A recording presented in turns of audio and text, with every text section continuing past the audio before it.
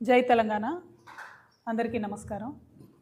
ఇవాళ మీడియా సమావేశం ద్వారా మేము తెలంగాణ ప్రజలందరికీ కూడా ఈ రాష్ట్రంలో జరుగుతున్నటువంటి పరిస్థితుల మీద కొంత మాకున్న భావనను షేర్ చేసుకొని తెలంగాణ రక్షణ సేన అధికారంలోకి వస్తే చేపట్టబోయే ఒక వినూత్నమైన మంచి పథకాన్ని కూడా ప్రజల ముందు ఉంచాలని ఇవాళ మీడియా సమావేశం ఏర్పాటు చేయడం జరిగింది.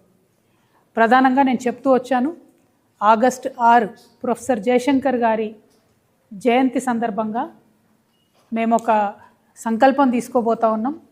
ఆ సంకల్పం తర్వాత రాష్ట్ర రాజకీయాల్లో ఒక అనివార్యత ఏర్పడుతుంది. దాని తర్వాత రాష్ట్రంలో పరిస్థితులు మారుతాయని మేము పదే పదే చెప్తూ వచ్చాం. అనుకున్నట్టుగానే ఆగస్టు 6వ తేదీన సామాజిక న్యాయాన్ని సంకల్ప సభ, తెలంగాణలో సామాజిక న్యాయాన్ని సాధించాలనే సంకల్పాన్ని నాతో పాటు మా పార్టీ శ్రేణులందరం కూడా కలిసి తీసుకొని ఒక కొత్త ఆలోచనను ఈ రాష్ట్ర రాజకీయాల్లో మేము ప్రవేశపెట్టడం జరిగింది. ఆ తర్వాత వెంటనే మరి 31 నెలల్లో కూడా ఏనాడు తన నోటి నుండి సామాజిక న్యాయం అనే పదం కూడా ఉచ్చరించినటువంటి ముఖ్యమంత్రి గారు సడన్గా సామాజిక న్యాయం గురించి మాట్లాడడం మొదలుపెట్టినారు. మేము ఏదైతే అనివార్యతను క్రియేట్ చేస్తామని చెప్పామో, మేము సంధించినటువంటి ప్రశ్నలతోని, మా ఆలోచనతోని అధికారంలో ఉన్నటువంటి పార్టీ దిగి వచ్చి వాళ్ళ సామాజిక న్యాయం గురించి మాట్లాడే పరిస్థితి వచ్చింది. అయితే ప్రజలు దయచేసి ముఖ్యమంత్రి గారిని నమ్మొద్దు. ఎందుకంటే సామాజిక అన్యాయం అనబోయి ముఖ్యమంత్రి గారు సామాజిక న్యాయం అన్నారని నేను బలంగా నమ్ముతున్నాను. పాపం ఆయన ఒక్క పదం తేడా వేసిండు అన్నట్టు. సామాజిక అన్యాయం చేస్తున్నారు రేవంత్ రెడ్డి గారు. ఎందుకంటే వారు నేను ఇవాళ సూటిగా ప్రశ్నిస్తూ ఉన్నా, ఎక్కడుంది మీ సామాజిక న్యాయం మంత్రివర్గంలో? 16 మంది మంత్రులు ఉంటే 3 బీసీలు ఉన్నారు. మరి 56% మంది బీసీలు ఉన్నారు ఈ రాష్ట్రంలో మీరు చెప్పిన లెక్కల ప్రకారమే. ఓకే, పోనీ మా దగ్గర 7 బీసీ ఎమ్మెల్యేలు ఉన్నారు, అందరికి మంత్రి పదవులు ఇవ్వలేము అంటారా? మరి ఎస్సీ ఎస్టీలు బాగా గెలిచారు కదా మీ దగ్గర, ఎవరు కేపబుల్ పర్సన్స్ లేరా? మరి మంత్రివర్గంలో స్థానం ఇవ్వగలిగే పొజిషన్లో ఉండి కూడా ఇవాళ మీరు ఏ మాట చెప్తే ఆ మాట అధిష్టానం వింటున్నటువంటి సందర్భంలో మీరు ఉండి కూడా బీసీలకు పెద్దపీట వేయలేదంటే సామాజిక న్యాయం ఉన్నదా మీ మంత్రివర్గంలో? 2 ఆడబిడ్డలను ఇచ్చినామని చెప్పి గొప్పగా చెప్పుకుంటున్నారు. మరి విజయశాంతి గారు లాంటి ఉద్యమకారురాలని పక్కన పెట్టి మంత్రివర్గంలో ఆమెకు స్థానం ఇవ్వకుండా ఎమ్మెల్సీని చేసి ఆమెను సైలెంట్ చేసి మరి మహిళలకు ఇచ్చినామంటున్నాను. 33% అవుతుందా? అది కనీసం 33%? 2 పీపుల్ అంటే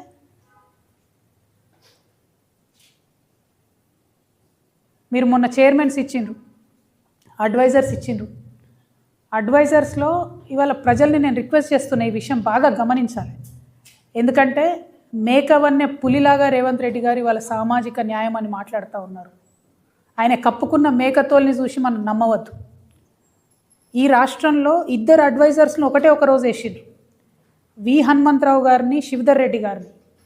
ఆ 2 జీవోలు కూడా నేను పత్రికా మిత్రులకు ఇస్తాను, సోషల్ మీడియాలో పెడతాం మేము. వి హనుమంతరావు గారి సీనియారిటీ ఏంటిది, అది ఎందుకు తక్కువ, శివధర్ రెడ్డి గారిది వారి సర్వీసు మరి ఎందుకు ఎక్కువనో నాకు తెలియదు. కానీ వి హనుమంతరావు గారికి ఇచ్చిన జీతం ఎంత, శివధర్ రెడ్డి గారికి ఇచ్చిన జీతం ఎంత, జీవోలు చూడండి. వి హనుమంతరావు గారికి ఇచ్చిన ర్యాంక్ ఏంది, శివధర్ రెడ్డి గారికి ఇచ్చిన ర్యాంక్ ఏంది? కాంగ్రెస్ పార్టీలో రాజీవ్ గాంధీని పట్టుకొని అధికారంలో ఉన్నా లేకున్నా రాజీవ్ గాంధీ జయంతిని మేము చిన్నగా ఉన్నప్పటి నుంచి ఈ రాష్ట్రంలో చేస్తున్న ఏకైక వ్యక్తి బీసీ బిడ్డ వి హనుమంతరావు గారు. ఆయనను మీరు అడ్వైజర్ పోస్ట్ ఇచ్చిండ్రు. ఒకటే రోజు ఒక రెడ్డికి ఒక బీసీకి మీరు అధికారంలో ఉన్న మీరు జీవోలు ఇస్తే అంత వ్యత్యాసం ఎందుకు ఉంటుంది? ఆయనకు 2.5 లక్షల జీతము, వి హనుమంతరావు గారికి ఎంత జీతం నేను చెప్తే బాగుండదు, జీవో రిలీజ్ చేస్తాను. ఎందుకు ఇంత వ్యత్యాసం? ఉందా సామాజిక న్యాయం? మీరు పెట్టినటువంటి అడ్వైజర్స్లో ఉందా సామాజిక న్యాయం? ఆర్టీఐ కమిషనర్స్ వేసిరండి, ఒక్క బీసీ లేడు మొత్తం ఆర్టీఐ కమిషనర్స్లో. ఉన్నట్టా సామాజిక న్యాయం? మళ్ళీ అదే ఆర్టీఐ కమిషనర్ గారి భార్య, ఆమెకు సినిమాలతో సంబంధం ఉండదు, ఆమెను చిత్రపురి కాలనీ అని ఒకటి ఉంటుంది, ఆడ ఇల్లులు కట్టి పేద సినీ కార్మికుల కోసం ఇస్తారు, దానిలో ఆమె మెంబర్ ఉంటుంది. ఆ చిత్రపురి కాలనీకి న్యాయం చేస్తా అని చెప్పి జూబ్లీహిల్స్ ఎలక్షన్ సందర్భంలో ఊదరగొట్టిరు ముఖ్యమంత్రి గారు. 52 జడ్జిమెంట్లు ఉన్నాయి పాపం వాళ్ళకి, పేద సినీ కళాకారులకు. ఇంతవరకు న్యాయం చేయలేదు. అంటే ఇటుపక్క అప్పర్ కాస్ట్ వాళ్ళే ఉంటారు ఆర్టీఐలో, పేద కళాకారుల పక్షాన కూడా వీళ్ళే ఉంటారు, సంబంధం లేనటువంటి వాళ్ళు. అంటే బేసిక్గా రేవంత్ రెడ్డి గారు చెప్పేది సామాజిక న్యాయం, కానీ పాటించేది ఆటవిక న్యాయం. అడవిలో ఏముంటుంది? ఎవరు బలవంతమైన జంతువు ఉంటే, ఎవరికి బాగా బలమున్న జంతువు ఉంటే మిగతా వీక్గున్న జంతువుల్ని కొట్టి చంపేసి తినేస్తుంది. కానీ అట్లా ఉండకూడదు. మనం మనుషులము, మనకు బుద్ధి ఉంది, జ్ఞానం ఉంది, ప్రతి ఒక్కరు సమానంగా ఉండాలని చెప్పి ప్రపంచవ్యాప్తంగా చర్చ జరిగి ప్రజాస్వామ్యం పుట్టి అందరికీ ఒకే విలువ అని చెప్పి ఇవాళ మనం ఒక సొసైటీగా బతుకుతూ ఉన్నాం. మరి ఈ సొసైటీలో అందరం ఈక్వల్ అని చెప్పాలి కదా, దానికి సంబంధించిన స్టెప్స్ తీసుకోవాలి కదా గవర్నమెంట్. తీసుకోకుండా మాదే సామాజిక న్యాయం మాట్లాడితే కాదు, చేయాలి, చేతలలో చూపించాలి, చేతలలో చేసేటటువంటి పొజిషన్లు ఇవాళ రేవంత్ రెడ్డి గారు ఉన్నారు కాబట్టి మేము చాలా బలంగా అడుగుతూ ఉన్నాం. ఇంకొక గమ్మత్ ఏంటంటే ఈయన సామాజిక న్యాయం గురించి మాట్లాడతారు. అంతకుముందు బీసీలకు 20,000 కోట్లు ఇస్తామని చెప్పిండ్రు సంవత్సరానికి. నేను స్ట్రేట్గా అడుగుతా ఉన్నా, నంబర్స్తో సహా అడుగుతా ఉన్నా. 2024, 25, 26 బడ్జెట్లు కలిపి 5,96,122 కోట్ల రూపాయలు బడ్జెట్ పెడితే 56% ఉన్న బీసీలకు, మళ్ళీ వినాలి దయచేసి, 5,96,000 కోట్ల బడ్జెట్ పెడితే 56% ఉన్న బీసీలకు ఇచ్చింది ఎంత అంటే 2 ఏళ్లలో ఇంత, 1% కూడా ఇవ్వలే కనీసం బడ్జెట్. ఇది ఖర్చు పెట్టిన బడ్జెట్ నేను చెప్తున్నా. 5,500 కోట్ల రూపాయలు ఖర్చు పెట్టిరు 2 ఏళ్లలో, దాదాపు 6 లక్షల కోట్ల బడ్జెట్లో. బీసీల జనాభా ఉన్నదెంత, బీసీలకు ఇచ్చింది ఎంత? మరి సామాజిక న్యాయం రేవంత్ రెడ్డి గారి మాటలలో ఉన్నదెంత? దయచేసి ఇలా మనం గమనించుకోవాలి. మోసపోవద్దని చెప్తున్నది అందుకే ప్రజలకు నేను. పేరుకు సామాజిక న్యాయం కానీ చేతలలో సామాజిక న్యాయం ఎక్కడా కూడా లేదు. మహిళల గురించి మాట్లాడుతున్నారు రేవంత్ రెడ్డి గారు, నేను 2 మహిళలు ఇచ్చినా అని.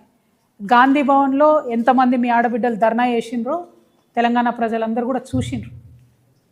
మీ ప్రియాంక గాంధీ పోటీ చేస్తే కేరళలోనేమో అందరూ గెలిపించుకుంటారు. అదే మీనాక్షి నటరాజన్ని దగ్గరుండి ఓడగొట్టింది సీఎం గారు కాదండి?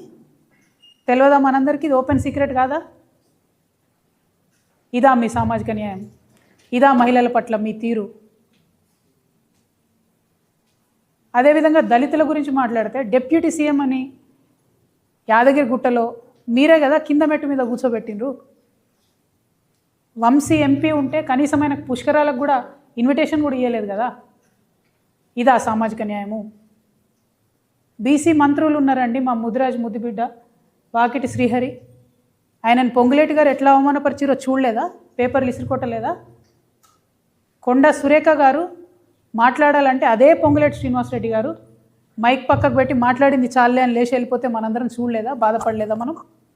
ఒక ఆడబిడ్డ, ఒక బీసీ బిడ్డ, సీనియర్ నాయకురాలు, ఇన్ఫ్యాక్ట్ పాలిటిక్స్లో పొంగులేటి కన్నా సీనియర్ కొండ సురేఖ గారు, ఆమెను ఎట్లా అవమానం చేసిరో తెలంగాణ సమాజం అంతా చూడలేదా?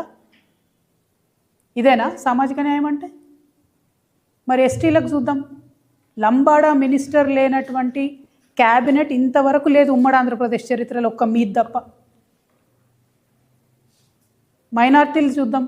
2 ఏళ్ళకు మొత్తుకున్న నేను, మైనార్టీ మినిస్టర్ లేడు అంటే మొన్న అజరుద్దీన్ గారికి ఇచ్చిండ్రు. ఎస్సీకి కానీ ఎస్టీకి కానీ మైనార్టీలకు కానీ కేటాయించిన నిధులన్నిట్లో ఓన్లీ 40% స్పెండ్ చేస్తున్నారు. మరి మిగతా డబ్బంతా ఎక్కడ పోతుంది? ఇంకా గమ్మత్ ఏంటంటే కాంగ్రెస్ పార్టీలో క్రమశిక్షణ చర్యలు తీసుకుంటారు. అప్పర్ కాస్ట్ వాళ్ళు మాట్లాడితే ఒక రకం చర్యలు ఉంటాయి, బీసీలు ఎస్సీలు మాట్లాడితే ఇంకో రకం చర్యలు ఉంటాయి. ఇది వాస్తవం కాదా? చూస్తలేము అందరం. ఇంకా ఏం సామాజిక న్యాయం గురించి మాట్లాడుతున్నారు మీరు? ఎట్లా నమ్మాలా తెలంగాణ ప్రజలు మిమ్మల్ని? నేను అందుకే చెప్తా ఉన్నా, రేవంత్ రెడ్డి గారు సామాజిక న్యాయం గురించి మాట్లాడడం అంటే మేకవన్నే పులిలాగానే, నేతి బీరకాయలో నెయ్యి ఎంత ఉంటుందో రేవంత్ రెడ్డి గారి మాటలలో సామాజిక న్యాయం కూడా అంతే ఉంటుందని దయచేసి బీసీ ఎస్టీ ప్రజలు కూడా గమనించుకోవాలని నేను కోరుతున్నా. ఇదంతా ఒక లెక్క అయితే ఇవాళ మొత్తం దేశమంతా కూడా మన తెలంగాణ గురించి కథలుగా చెప్పుకుంటున్నారు. ఎట్లా అంటే అనగనగా ఒక సీఎం ఉండేనట, ఆ సీఎం 7 అన్నదమ్ములట. పొద్దుగాన లేచి ఈ 7 కూడా 7 దిక్కులు వేటకోతారట. ఎవరికి ఎక్కువ ఎక్కడ భూములు కనబడితే ఆ రోజు సాయంత్రం వచ్చి మళ్ళీ కూర్చొని, ఇగో నేను గిడ 500 కబ్జా పెట్టినా, నువ్వు గిడ 200 కబ్జా పెట్టినావు అని ఇవాళ మొత్తం రేవంత్ రెడ్డి గారి 7 బ్రదర్స్ 7 దిక్కులలో ఉన్న మొత్తం భూమాతను కూడా చెరబడుతున్న పరిస్థితి.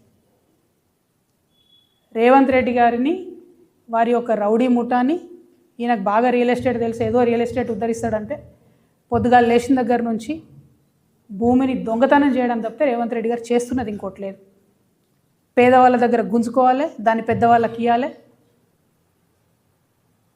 అందుకే చెప్తా ఉన్నా, ఇది రేవంత్ రాక్షస రాజ్యం నడుస్తుంది తెలంగాణలో, RRR నడుస్తుంది తెలంగాణలో, RRR పాలన, రేవంత్ రాక్షస రాజ్యం నడుస్తుంది.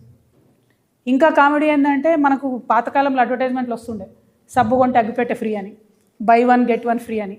అట్లా ఒక రేవంత్ రెడ్డి కోటేస్తే 7 అన్నదమ్ములు ఫ్రీ మనకు, కుటుంబ సభ్యులు ఫ్రీ మనకు, ఓటుకు నెట్టు కేసులో ఉన్న ఉదయ్ రెడ్డి ఫ్రీ మనకు, వేం నరేందర్ రెడ్డి ఫ్రీ మనకు, పొంగులేటి కోటేస్తే కొడుకు ఫ్రీ, శ్రీధర్ బాబు కోటేస్తే తమ్ముడు ఫ్రీ, బట్టి కోటేస్తే వాళ్ళ కుటుంబ సభ్యులు ఫ్రీ. ఏంది ఇది? ఇంతమంది రాజ్యాంగేతర శక్తులు, 200 మంది ముఠా నడుస్తుంది పరిపాలన. నేను బాధతో చెప్తా ఉన్నా ఈ విషయం. ఓ పేద దళితుడు ఉంటే, పేద బీసీలు ఉంటే వాళ్ళకి ఎప్పుడో నిజామో ఇందిరమ్మనో ఇచ్చినటువంటి ల్యాండ్ని ఇలా రాబందుల్లా లాక్కుంటున్నారు. 30,000 ఎకరాల అసైన్డ్ ల్యాండ్ దాదాపుగా లాక్కున్నారు రేవంత్ రెడ్డి గారు. నేను ఇవాళ ఛాలెంజ్ చేస్తూ ఉన్నా ముఖ్యమంత్రి గారు, మీకు చిత్తశుద్ధి ఉంటే, మీరు నిజంగా సామాజిక న్యాయం చేయాలనుకుంటే, మీ మేనిఫెస్టోలో చెప్పినట్టుగా అసైన్డ్ ల్యాండ్ల మీద యాజమాన్య హక్కులు ఇవ్వండి. ఈ రాష్ట్రంలో ఉన్న దళితులు, బీసీలు వాళ్ళకు ఆల్రెడీ అసైన్డ్ ల్యాండ్లు మీరు ఇవ్వలే. పివి నరసింహారావు గారి టైంలో ఆయన ఇందిరమ్మను ఒప్పించి మెప్పించి కొంత ఇచ్చిండు. నిజాం ఉన్నప్పుడు ఆయన ఇనాం ల్యాండ్లు కొన్ని ఇచ్చిండు. వాటిని మీరు రెగ్యులరైజ్ చేయండి, వాటి మీద యాజమాన్య హక్కులు ఇవ్వండి. అవి ఇవ్వకుండా ఏ ప్రాజెక్టు అని చెప్పినా అందులో గుంజుకునేది ఫస్ట్ అసైన్ ల్యాండ్. మొన్న వికారాబాద్ పోయి కొట్లాడినాం మేము, 80% అసైన్ ల్యాండ్స్ డైరెక్ట్గా లాక్కున్నది ప్రభుత్వం. మొన్న వెలుగుమట్ల పోయి కొట్లాడినాం, అందరూ పేదవాళ్ళు. బాధతో చెప్తున్నా, నేను ఉట్టిగా చెప్తలేను. ఇవాళ తెలంగాణ వ్యాప్తంగా ఉన్నటువంటి మేధావులందరినీ కూడా నేను చేతులు జోడించి వినమ్రంగా నమస్కరించి ఆలోచించమని కోరుతా ఉన్నా. ఎందుకంటే తెలంగాణ రాష్ట్రం కోసం కొట్లాడినప్పుడు మనం ఒక విప్లవాత్మకమైనటువంటి మార్పు కోసం కొట్లాడినాం. ఏందది? Nothing short of a state అని చెప్పినాం మనం. హైదరాబాద్ ఫ్రీ జోన్ చేస్తా అంటే ఒప్పుకోలే, హైదరాబాద్ యూనియన్ టెరిటరీ అంటే ఒప్పుకోలే, రాయల్ తెలంగాణ అంటే ఒప్పుకోలే. మా రాష్ట్రం మాకు కావాల్సిందే అని పట్టుబట్టి కూర్చున్నాం కాబట్టి అలా రాష్ట్రం వచ్చింది. అంటే అట్లా బలంగా అనుకొని ఏదన్నా అంశాన్ని సాధించాలనుకుంటే అది సాధ్యమవుతుంది. ఇవాళ ఈ రాష్ట్రంలో సామాజిక న్యాయం జరగాలంటే, ఒక లెవెల్ ప్లేయింగ్ ఫీల్డ్ అందరికీ ఉండాలంటే, ఈ రాష్ట్రంలో ఉన్న మేధావి వర్గాన్ని అంతా కూడా ఆలోచించమని నేను కోరుతా ఉన్నా. మరొక్క మారు ఈ రాష్ట్రంలో భూ పంపిణీ జరగాల్సిందే. భూమి లేని ప్రతి పేద కుటుంబానికి భూమి దక్కాల్సిందే, దానికి ఇనిషియేటివ్ తీసుకోవాల్సిందే. నేను మరొక్క మారు మేధావి వర్గాన్ని అంతా కూడా వినమ్రంగా చేతులు జోడించి చెప్తా ఉన్నా. ఈ రేవంత్ రెడ్డి గారికి, రియల్ ఎస్టేట్ వ్యాపారం చేసే రేవంత్ రెడ్డి గారికి భూమి అంటే ఆయనకు ఒక ట్రాన్సాక్షన్ కావచ్చు, కానీ నా పేద బీసీ ఇంటి ఆడబిడ్డకు భూమి అంటే ఒక ఇమోషన్, నా పేద దళితులకు భూమి అంటే ఒక ఇమోషన్, నా ఆదివాసీలకు భూమి అంటే పంచ ప్రాణం. వదిలిపెట్టి ఉండలేరు, అడవిని వదిలిపెట్టి, భూమిని వదిలిపెట్టి. ఆ విషయం అర్థమవుతలేదు రేవంత్ రెడ్డి గారికి. మానవత్వం అన్నది పరిపాలనలో లోపించింది. అందుకే నేను బలంగా నమ్ముతా ఉన్నా, భూమి పంపిణీ జరగాల్సిందే. తెలంగాణ రక్షణ సేన అధికారంలోకి వస్తే ఖచ్చితంగా భూమి లేని ప్రతి పేద ఇంటికి కూడా కుటుంబానికి 1 ఎకరం చొప్పున మేము భూలక్ష్మి పథకం పేరుతోని భూ పంపిణీ చేయడం జరుగుతుంది. I appeal to all the youngsters. We need to have a level playing field in the state. We need to have a level playing field. సమానమైనటువంటి భూమి క్రియేట్ చేసినాకనే కదా నువ్వు గేమ్ పెట్టాలి. ఫుట్బాల్ మ్యాచ్ ఆడుతున్నారు అనుకోండి, ముఖ్యమంత్రి గారికి ఫుట్బాల్ మ్యాచ్ బాగా తెలుసు కదా, అందుకే చెప్తున్నా. ఫుట్బాల్ మ్యాచ్ ఆడుతుంటే ఒక దిక్కు ఎత్తుంటే ఒక దిక్కు వంపు ఉంటే ఎట్లా ఆడతారు ఆట? వంపులు ఉన్నోడు ఏదో గోల్ కొట్టగలుగుతాడు. ఇవాళ పేదవాళ్ళ పరిస్థితి అదే కదా. అందుకే భూమి పంపిణీ జరగాల్సిందే. పేద బీసీలకు కానీ, ఎస్సీలకు కానీ, ఎస్టీలకు కానీ, అగ్రవర్ణాలు ఉండే పేదల్ని కూడా న్యాయం చేయగలిగే ఏకైక పార్టీ తెలంగాణ రక్షణ సేననే అవుతుంది.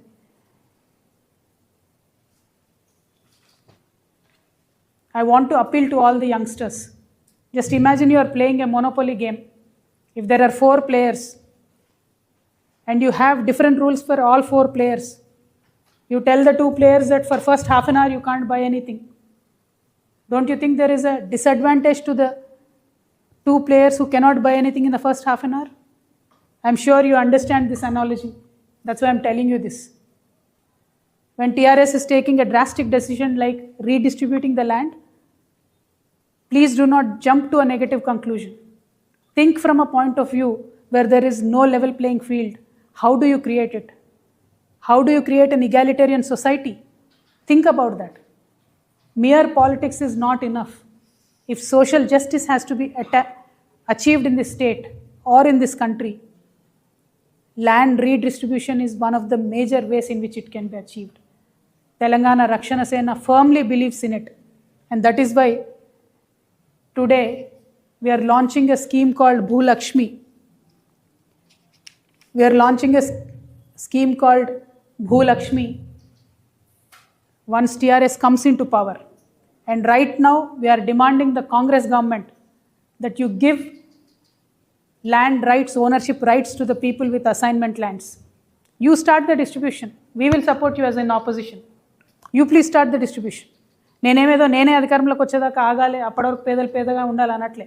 కాంగ్రెస్ ప్రభుత్వం భూ పంపిణీ కార్యక్రమం మొదలు పెడితే మొదటి వరుసలో నిలబడి మేమే పంపిణీ చేస్తాం. ఎట్ ద సేమ్ టైం భూములు లాక్కోవాలని వస్తే మాత్రం గుత్పలు అందుకొని మేమే ముంగటుంటాం. నేను చెప్తా ఉన్నా, మా దళిత ఇంటి ఆడబిడ్డలు నేను అప్పీల్ చేస్తున్నా, ఎవరైనా మీ భూమికి కన్నెత్తి చూస్తే గుత్ప పట్టుకొని రెడీగా ఉండండి. ఎవరు వస్తారో నేను చూస్తా. అడిగేటోళ్ళు లేరు అనుకుంటున్నారు, కుదరదు అట్లా. రేవంత్ రెడ్డి గారికి వాళ్ళ కుటుంబ సభ్యులకు 100 ఎకరాల భూమి ఉంది. అఫీషియల్గా 20 ఎకరాల భూమి చూపిస్తారు. 20 ఎకరాలు ఉన్నోడికి 1 ఎకరం ఉంటేంది లేకుంటేంది అనిపిస్తుంది. కానీ మనకు అట్లా కాదు కదా. 1 ఎకరం లేనటువంటి పేదల గురించి వాళ్ళు నేను అప్పీల్ చేస్తూ ఉన్నా, వాళ్ళ గురించి మాట్లాడుతూ ఉన్నా. సామాజిక న్యాయ సాధన జరగాలంటే ముందు భూమి ఉండాల్సిందే. అందరు కూడా నాకు తెలిసి రైతు బిడ్డలే, అందరు కూడా గ్రామాల నుంచి వచ్చినటువంటి వాళ్ళే, మా మిత్రులంతా, పత్రికా మిత్రులంతా. ఒక గ్రామంలో పరిస్థితి ఇమాజిన్ చేసుకోండి. భూమి లేనివాడికి ఎంత విలువ ఉంటుంది, భూమి ఉన్నవాడికి ఎంత విలువ ఉంటుంది.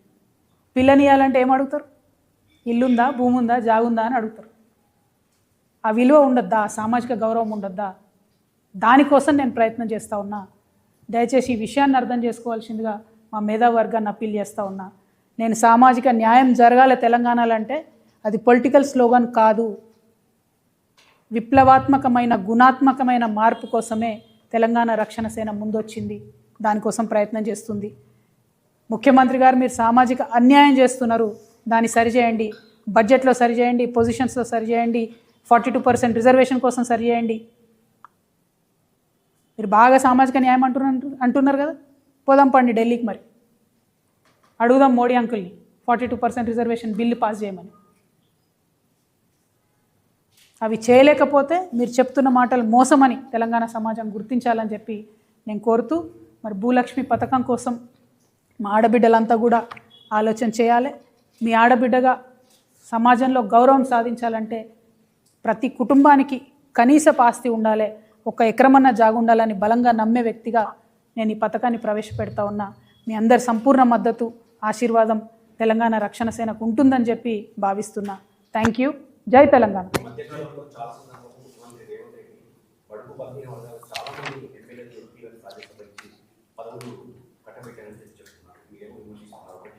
రెండోది, ఇప్పుడున్న పరిస్థితుల్లో భూమి అవైలబుల్ లేకుండా అవుతుంది. ప్రభుత్వాలన్నీ కూడా భూములన్నీ వేలం వేస్తున్న పరిస్థితి. ప్రతి పేదవాడికి ఎకరం ఇవ్వడం సాధ్యమవుతుంది. ఫస్ట్ థింగ్ అండి, రేవంత్ రెడ్డి గారు ఏమీ ఎస్సీ ఎస్టీ బీసీలను ముఖ్యమంత్రుల్ని ఎమ్మెల్యేలు చేయలేదు. అంబేద్కర్ గారు, పూలే గారు వాళ్ళు చేసిండ్రు. వాళ్ళు ఇచ్చినటువంటి స్ఫూర్తితోని, వారు ఇచ్చినటువంటి రాజ్యాంగ రక్షణలతోని ఎమ్మెల్యేస్ అవుతూ ఉన్నారు. 1. 2, భూమి ఉంది, మనసు లేదు. భూమి ఉంది, మనసు లేదు. పోయిన గవర్నమెంట్ కూడా ప్రయత్నం చేసింది.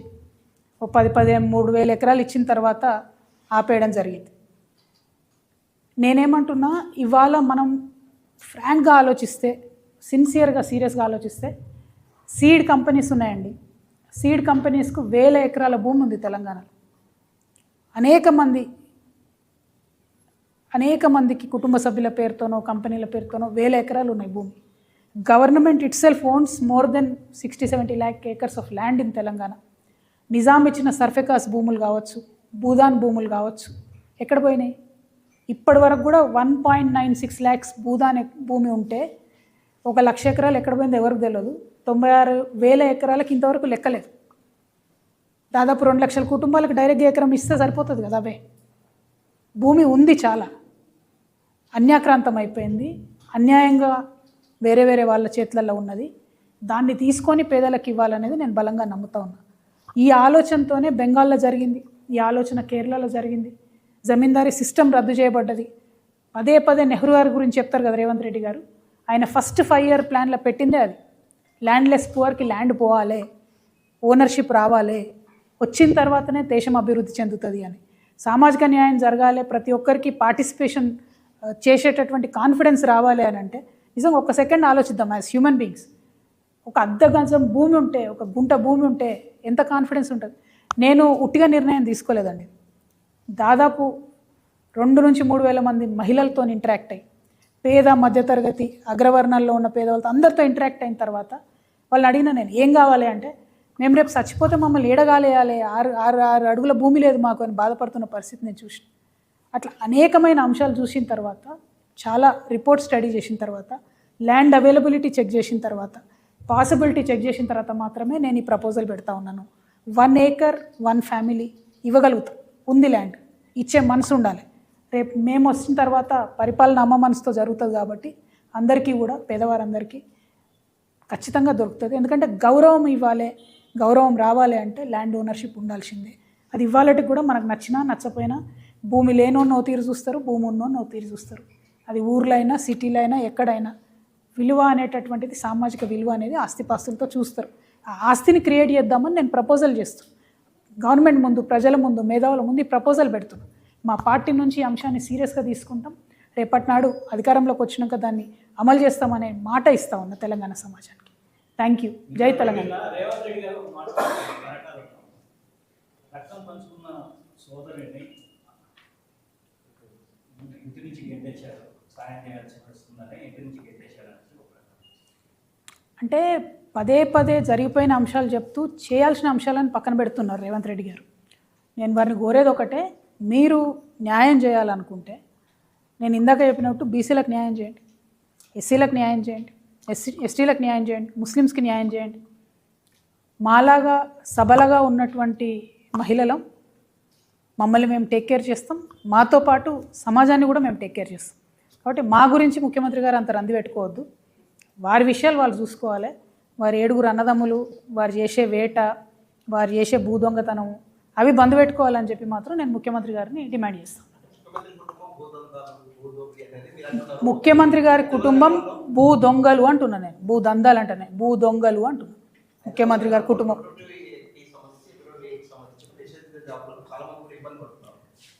అంటే టెక్నాలజీ వచ్చిన తర్వాత, ధరణి వచ్చిన తర్వాత భూమిలో ఉండేటటువంటి లిటిగేషన్ని తగ్గిస్తామనేటటువంటి ఒక ఆలోచనతో వచ్చింది. కానీ అప్పుడు ధరణి మిస్యూజ్ అయింది, ఇప్పుడు భూభారతి కూడా మిస్యూజ్ అవుతుంది. అదేవిధంగా పొంగులేటి శ్రీనివాసరెడ్డి గారు 22Aలో 1 కోటి ఎకరాలు ఉన్నాయంటే ఆయన మీరు అప్లికేషన్ పెట్టుకుంటే చాలు 3 రోజులలో చేస్తామని చెప్తున్నారు. కానీ చాలామంది పేదవారికి అయితే ఇబ్బంది అవుతున్న మాట వాస్తవం. మమ్మల్ని కూడా అనేక మంది అప్రోచ్ అయిన మాట కూడా వాస్తవం. సో 22A అనేటటువంటిది భూమి కొట్టేసే సరికొత్త కాంగ్రెస్ పార్టీ స్కీమ్ అని చెప్పి నేను బిలీవ్ చేస్తూ ఉన్నా. అంతకుముందు ధరణిలో సరి చేస్తామని చెప్పారు. ధరణిలో డిస్ప్యూట్స్ దాదాపు 5 to 7% కూడా లేకుండే. సడన్గా 1 కోటి ఎకరాలకు ఎట్లా పెరిగింది? ఇది వీళ్ళది ఇస్తున్నటువంటి కొత్త స్కీము. భూ దొంగతనం చేయడానికి వాళ్ళు వేసుకుంటున్న రాచబాట అని నేను నమ్ముతున్నా. తక్షణమే దాన్ని సాల్వ్ చేయాలని కూడా డిమాండ్ చేస్తాం.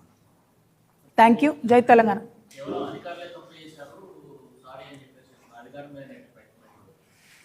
ఏదైనా అధికారులనే బలి చేస్తారు కదండి. పాలసీ డెసిషన్ తీసుకునేటటువంటి ధైర్యం లేని రాజకీయ నాయకత్వం ఉన్నప్పుడు, నిర్ణయం తీసుకున్నప్పుడు తప్పైతే ఒప్పుకోవాలి. తప్పైంది, అవును భయ్ తప్పైంది, మాతో క్షమించమని అడగాలి. మధ్యలో అధికారులు తప్పు చేసారంటే, కంప్యూటర్ తప్పు చేసిందంటే కాదు కదా. కంప్యూటర్ నేను నడిపిస్తాడు ఒకడు ఉంటాడు కదా వెనకాల. ఆ పాలసీ చేసింది వీళ్ళే కదా 22Aలో పెట్టాలని. సడన్గా ఎందుకు పెరుగుతుంది? 1 కోటి ఎకరాలు సడన్గా ఎందుకు పోతుంది? డెఫినెట్గా భూ దొంగతనం చేయడానికి ఇది ఒక స్కీమ్ వేస్తున్నారు కాంగ్రెస్ నాయకులు తప్ప ఇంకోటి కాదు. Thank you. జై తెలంగాణ. బాగుందా మా భూలక్ష్మి? ఇది పక్కన పెట్ట.